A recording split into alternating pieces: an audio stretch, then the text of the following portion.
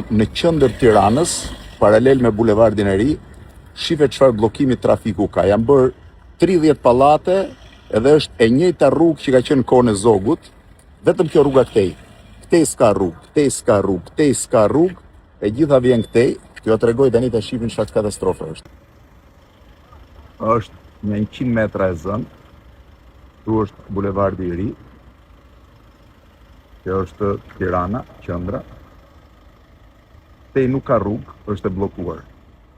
Google Map thot shko këtej, po dhe këtej nuk ka rrugë, është e bllokuar, të kthejnë mbrapsh. Janë ndërtuar 10 pallate edhe është vetëm një rrugë e vogël, e ngushtë, që të çon në të drejtimin këtej.